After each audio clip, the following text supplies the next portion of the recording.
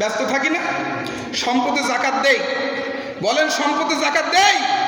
ওই যে সেদিন বলেছিলাম আলু বাড়িতে আলু হয় যেগুলো ঘুগনি খায়, পোকায় খায়, কানা হয়েছে, দেখতে ভালো না, অর্ধেক পচা অর্ধেক ভালো, যেগুলো পাইকার কিনবে না, কোনো ব্যবসায়ী কিনবে না, তখন আমরা বাড়িতে বলি যে ভাই বা বাবা কিংবা স্ত্রীকে বলি এই যে নষ্ট আলুগুলো এক ডালি করে সমস্ত বাড়িতে দিয়ে আসে, ভালোগুলো দিতে চাই না।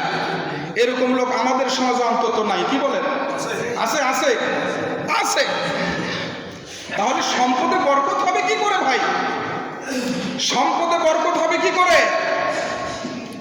হযরতে আবু হুরায়রা রাদিয়াল্লাহু তাআলা আনহু থেকে বর্ণিত, তিনি বলেন আল্লাহর নবী যে একদিন আমাদেরকে বললেন, কোন একটি লোক একটি জঙ্গলের ভিতরে বিরান ভূমিতে দাঁড়িয়ে আছেন, হঠাৎ করে তিনি মেঘের ভিতর থেকে শুনতে পেলেন অমুক ব্যক্তির বাগানের মধ্যে বৃষ্টি বর্ষণ করো। লোকটি মেঘের ভিতর থেকে আওয়াজ শুনে আশ্চর্য হয়ে গেলেন।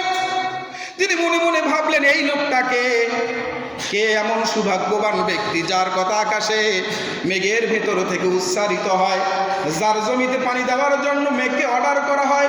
তিনি মেঘকে ফলো করে করে মেঘের পিছু পিছু চলে আসলেন। তিনি দেখতে পেলেন একটি কঙ্করময় ভূমির মধ্যে, জমির মধ্যে মেঘ বৃষ্টি বর্ষণ করে দিচ্ছে। আর একটি লোক কোদাল দিয়ে পানিগুলো তার জমিনে সুন্দর করে প্রবেশ করে নেওয়ার জন্য ক্যানেল কেটে দিচ্ছেন। লোকটিকে বললেন যে ভাই এই জমিনের এই বাগানের মালিক আপনি নাকি? যে হ্যাঁ। আপনার নাম কি? তিনি বললেন আমার নাম অমুক। বাগানের মালিক বললেন যে ভাই আপনি আমার নাম জিজ্ঞাসা করছেন কেন? লোকটি বললেন যে ভাই মেঘের ভিতর থেকে আমি আপনার নাম শুনতে পেয়েছি, মেঘ থেকে আওয়াজ এলো অমুক বাগানের মধ্যে তুমি পানি দাও, অমুকের বাগানের মধ্যে বৃষ্টিপাত করো। ভাইজান আপনি কি এমন করেন, কি এমন আমল করেন যার কারণে আল্লাহ পাকের পক্ষ থেকে আপনার প্রতি নিয়ামত অবারিত উন্মুক্ত হস্তে বর্ষিত হয়? লোকটি বললেন যে ভাই কোনোদিন কখনো কারো কাছে বলি নাই, আপনি যখন শুনতে পেয়েছেন আর আমার কাছে জিজ্ঞাসা করছেন তাহলে শুনুন। আমি এই ভূমি থেকে, আমার জমিন থেকে যে ফসল উৎপাদন করি, এই ফসলটাকে আমি 3 ভাগে বিভক্ত করি। কয় ভাগে? 3 ভাগে বিভক্ত করি। 1 ভাগ আমি আমার বউ বাচ্চার জন্য, স্ত্রী পুত্র পরিজন পিতামাতা যারা আমার দায়িত্বে আছেন আমি তাদের জন্য ব্যয় করি। আর 1 ভাগ আমি আল্লাহ রাস্তায় দান করে দেই।